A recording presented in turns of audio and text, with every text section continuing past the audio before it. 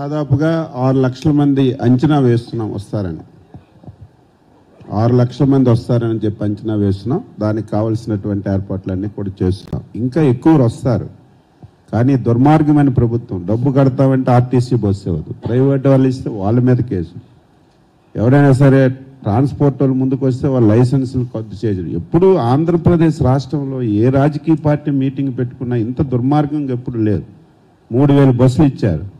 మొన్న మేము యువగలం సభకి నెత్తి నోరు కొట్టుకున్న బస్సులు ఇవ్వలేదు.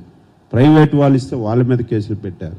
రేపు కూడా లాజిస్టిక్ చాలా ఇబ్బందులైనా సరే ఈరోజు జగన్మోహన్ రెడ్డి మీద యుద్ధం చేయడానికి 5 కోట్ల మంది సిద్ధపడ్డారు. కాబట్టి ఏ వాహనం దొరికితే ఆ వాహనం.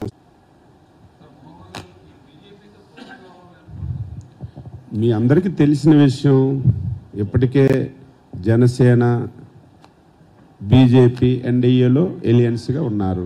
తెలుగుదేశం పార్టీకి ఆహ్వానించారు. వెళ్ళి మా అధ్యక్షుల వారు మాట్లాడారు. ఇంకా చర్చలన్నీ జరుగుతున్నాయి. అతి తొందరలోనే ఫైనల్ అవుతుంది. మీ అందరికీ చెప్తాం. అందులో దాపరికం ఏం లేదు కదా.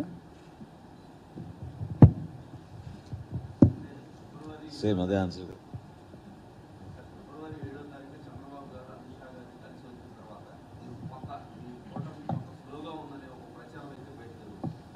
ఇప్పుడు ఎందుకు మరి మీటింగ్ ఎందుకు పెట్టుకున్నాం, రేపు సభ ఎందుకు పెట్టుకున్నాం?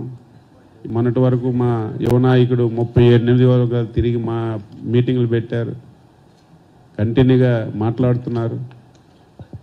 మీరు ఎవరికారు అన్వయించుకోవచ్చు. కార్యక్రమాలన్నీ జరుగుతున్నాయి, ఒక పక్కన చర్చలు కూడా కొనసాగుతున్నాయి.